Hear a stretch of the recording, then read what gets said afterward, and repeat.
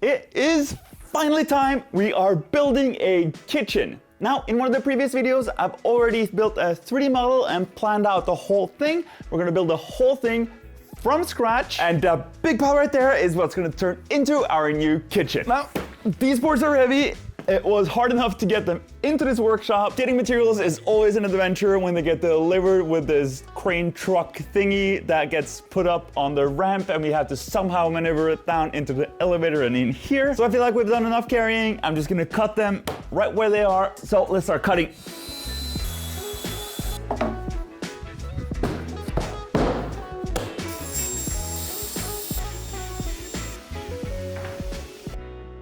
Finally, after a lot of days of cutting large sheets into smaller and smaller pieces until they're the right shape and size to build a kitchen out of, we're finally ready to do just that. But rather than just building the kitchen and showing you guys the final result, we're going to talk about why I am building a fully custom kitchen from scratch, why you might want to do the same thing or probably won't want to do the same thing. First off, if the reason is that you want to save money, more likely than not, I would recommend that you don't do it. By the time you factor in material cost, supplies, finishes, hardware, and you need a fair amount of tools, then all the time you're putting into it, so that by the end of it, when everything is said and done, I'm not really sure you even saved any money, but you've definitely spent a lot of your own time. If the answer to the question is either you want to learn how to do it, it's a fun project, you want to spend the time, or you want to create something fully custom that you can't buy off the shelf, those are great reasons to build stuff for yourself.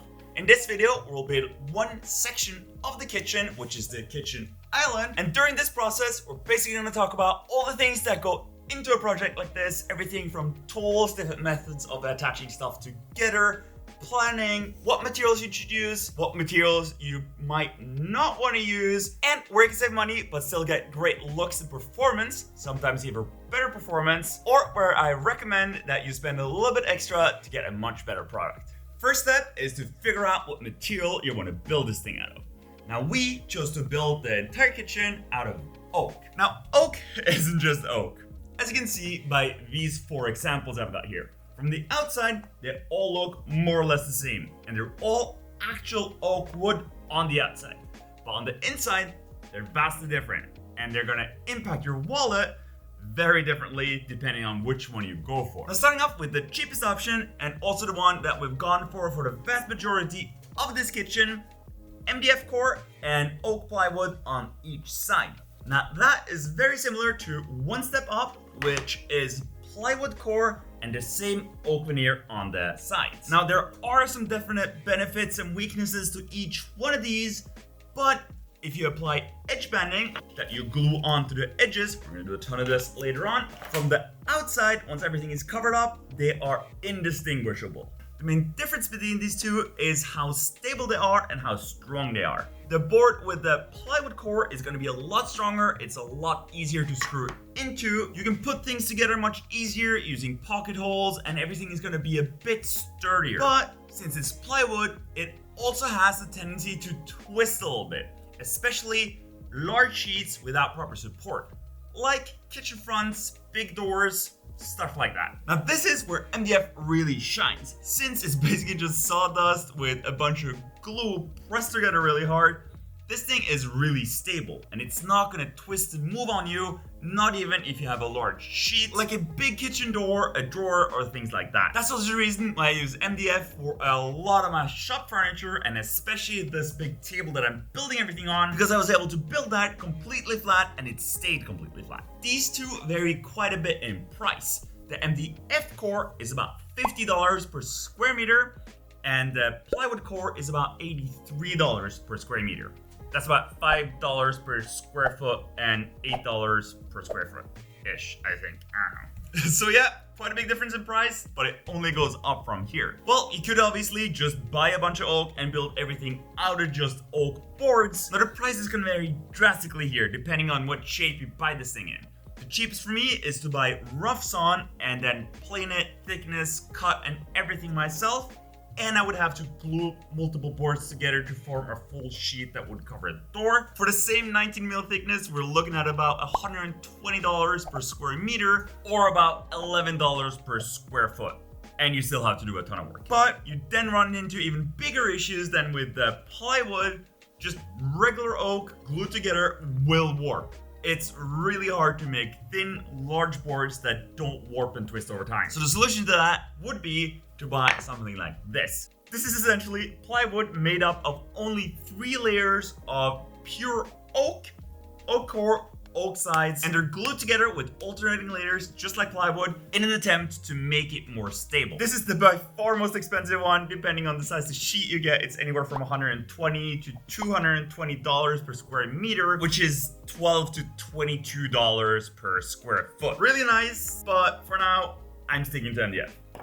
And in case you're curious, that huge pile of material from the beginning of the video cost us about $4,500, and that is only for the kitchen. And at that price, you're probably already looking at a complete kitchen from IKEA, including hardware, and you just need to assemble it.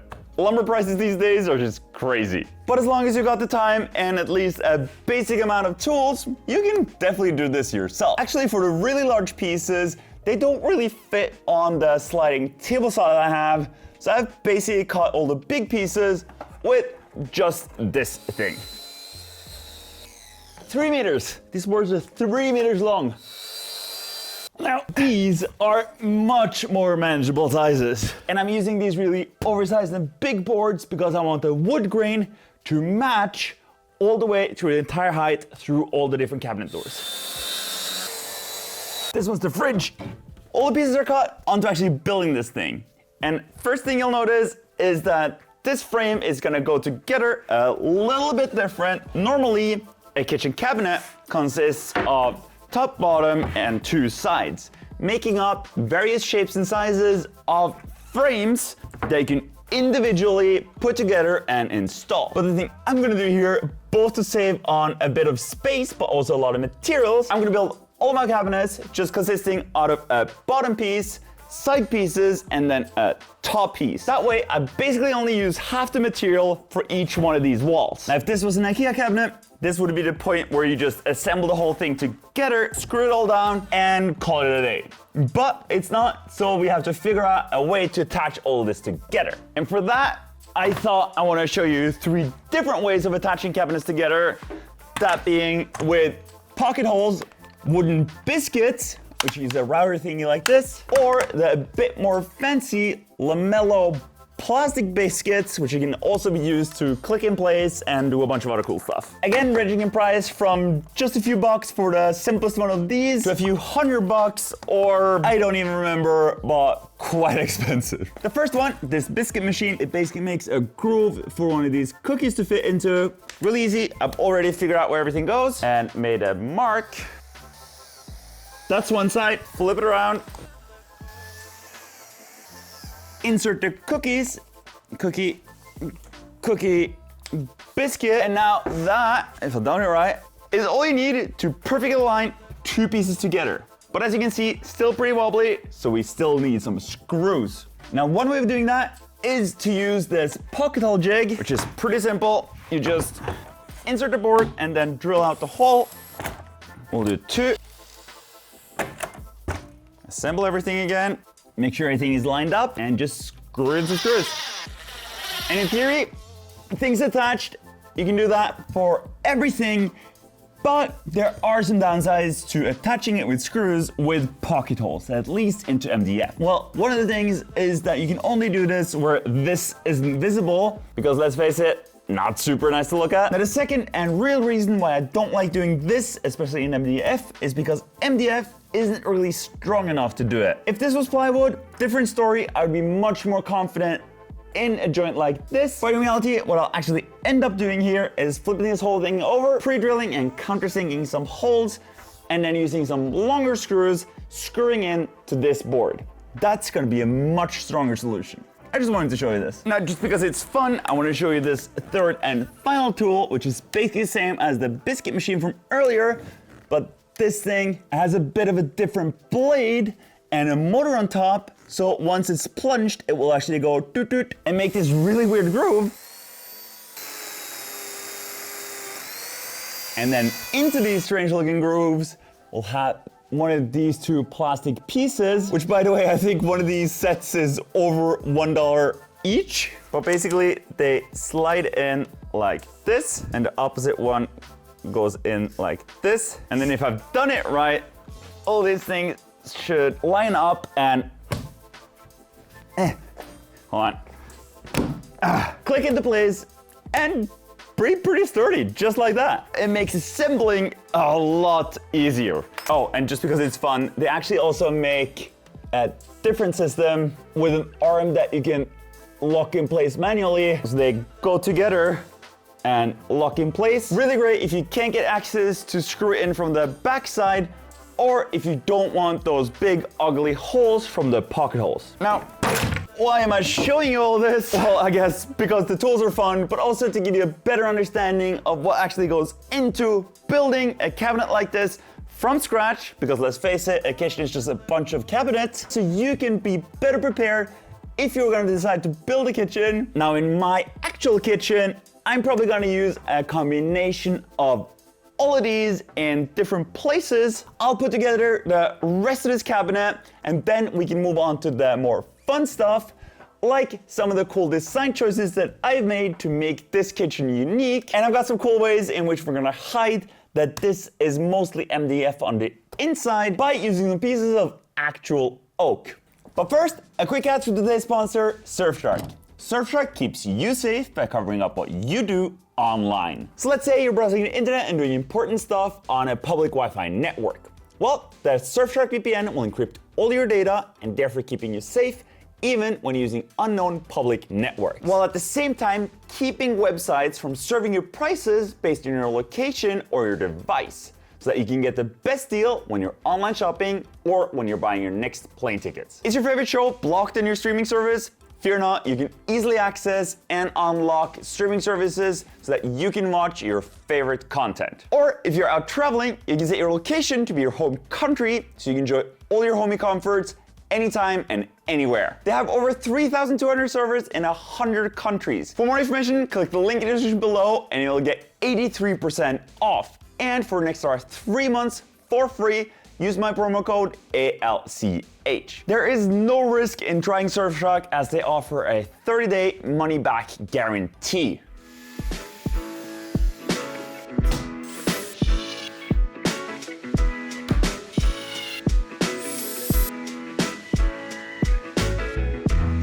And that, for the most part, is the frame for the kitchen island done. And for the other side here, there's a bit of an overhang so you can comfortably sit on this side.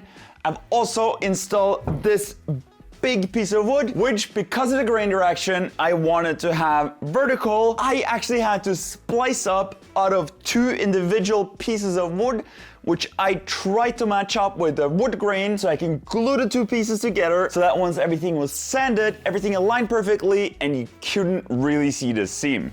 And on the other side of this overhang here, you can see the geometry is a little strange. Basically, there's a window here and this sweeps into the side of the frame of the window. Now, the way I cut this one out, since it was so large, I just laid out all the measurements, made all the markings, and then cut it out with the track saw, and the curve I cut with the jigsaw, and then followed it up with a router to get it nice and smooth. But you might notice that the edge here doesn't really look like MDF. It looks like actual oak. And the reason for that is for something called edge banding. I mentioned this briefly earlier. What it is, it's basically a really thin layer of wood, but on the back side here, there's a thin layer of hot melt glue.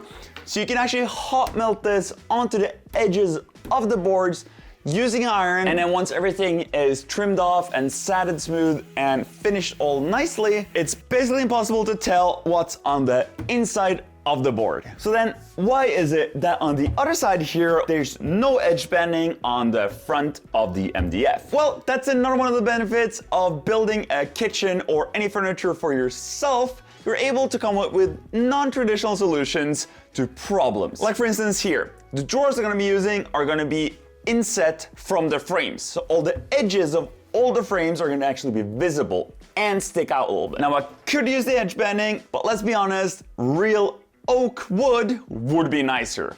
So what I'm gonna do is that I wanna create a really thick strip of wood and glue that on the front here, so that once everything is assembled, it will actually look like the whole frame is made out of solid oak. But that brings us to one of the challenges when doing stuff like this for yourself.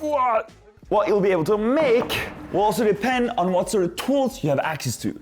Like, I'm lucky enough to have a full woodworking shop with a lot of big, nice tools like this combination jointer and thickness planer. And with this machine, I can do things like take this rough board and plane it down and make it perfectly smooth and the exact same thickness as our oak covered MDF sheets. I can use this on the edge of those boards. Then after all the boards were planed down to the right thickness, I split them up into individual strips on the table saw. So that what I'm left with are these perfect oak strips that have the exact same thickness as this material, that I should be able to glue these onto the front here and create this really nice, thick, solid strip of wood on the outside of the frame. I'll just clamp one of these in place temporarily, mark up where I want to place all the biscuits, and then go to town with our cookie cutter.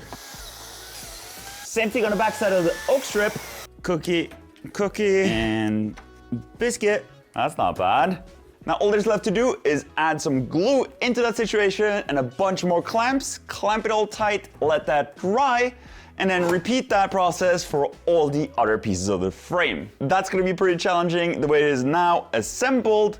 So the reality is, I just assembled it to show you guys the way these are gonna go on. I'm gonna take everything back apart and then lamello and glue on all of these edge pieces to all of the boards. And almost like magic, like it took no time at all, the whole thing is assembled again. Once the glue dried, I sanded everything perfectly smooth. When doing large woodworking projects like this, it's really important to have a good sander, and in my opinion, I can honestly say that I think this is the best sander. Now, I actually like this thing so much that I reached out to Merca and asked if they were willing to send me some more products, which I did. So they've sent me 2 more sanders and a dust extractor together with a bunch of sandpaper. So full disclosure, I paid my own money for this, got these things for free, and got the dust extractor for free. Still love all these.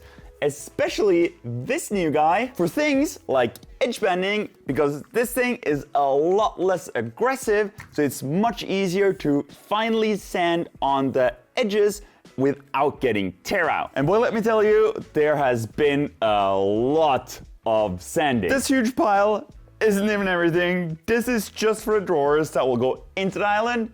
In total, there's 22 drawers in the kitchen, and each drawer has 6 individual parts, and of those 6 parts, there's 8 individual edges per drawer that need edge bending. And boy, let me tell you, making all these parts has been a process. I was able to take the large sheets, chop them up into smaller manageable sizes with my track saw, carry everything over to the table saw where I could cut all the parts. Then, once all the parts were cut, onto edge banding. Now I just quickly want to mention this. When it comes to edge banding, there's one thing that's super important, and that is that you do it before you start assembling stuff. It'll go a lot faster and the result will be much, much better.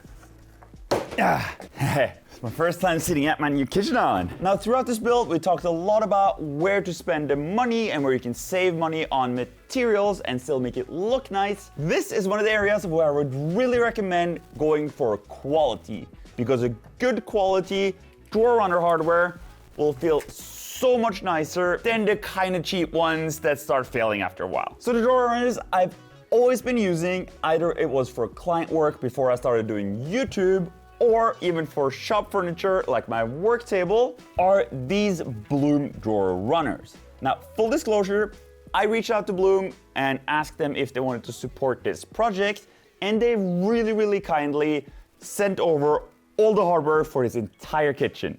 That includes both the drawer runners, hinges, and some other really cool stuff like motorized openings for fridge and top cabinets and drawers. And I'll show you all of that later on, but now just know Did not pay any money for these, but they are by far my favorite drawer runners. As a matter of fact, a while ago I made a video all about different types of drawers in case you want to check those out. Basically, this style mounts underneath the drawer so that when you pull it out, none of the hardware is visible compared to the style that is quite common in the States, these roller bearings, where you have this ugly piece of hardware just sticking out on this side. Now, in case you're curious, in terms of price, I think this one is around 30 bucks and this one comparably is around 20. So there's a little jump in price, but a big step in quality and appearance, at least in my opinion. After cutting all these out on the table saw and edge banding all of them, I then also had to router in those grooves into all the side pieces.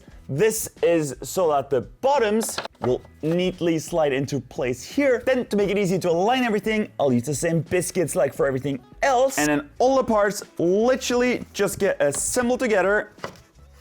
Front, back, some more biscuits, and an identical side piece. And that's essentially the drawer box complete. Now, if you add glue into that mix and glue all the biscuits, this thing is plenty strong enough with just glue. Now, the reason why I'm using pocket holes is that I'm just gonna assemble these without glue for now, because I'm gonna actually take everything back apart, because we're gonna apply stain and finish to all the parts before we install them. Not in this video though, so you'll have to subscribe to see how that goes. All right, if you just repeat this process a bunch of times, and you're left with a bunch of drawers in various shapes and sizes. So now all that's left to do is install a bunch of these drawer runners into the frames. Bloom have lent me this massive jig, which I've set to all the correct locations for all the drawers. The whole thing just clamps on, and then it's just rinse and repeat on the other side. And that must have been the quickest I've ever installed this many drawers.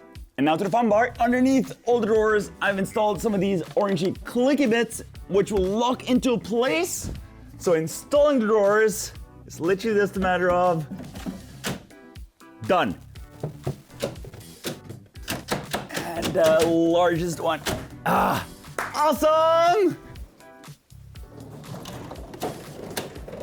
And that's how you install drawers into a cabinet. And now the very last thing that's left are some fronts for those drawers. And as you can see, I've already cut all those out.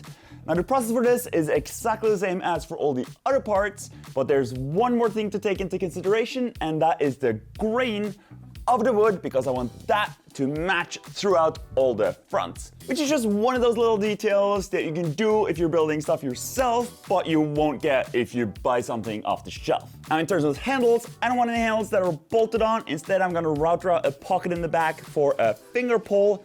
Now this is MDF, so I can't really do that. So I've got a really cool trick for this. I'm gonna cut a 45-degree piece off the edge of the top of all the pieces. Then I'll cut a matching piece of actual oak, also at a 45 degrees, and glue that onto all the fronts on all the drawers. Then once the glue is set, I can send everything flush, use a router bit to router out that pocket, now only routering into the actual oak so that none of that MDF is visible. Edge band all the remaining sides to hide the rest of the MDF. Install those fronts onto our drawers, and the entire kitchen island is done. And I've got to tell you, I'm extremely happy with the way all this turned out. The router grips work really well and are super comfortable. And here's another cool thing that I think turned out great. You might notice that there's no gap in between here for the second finger pull.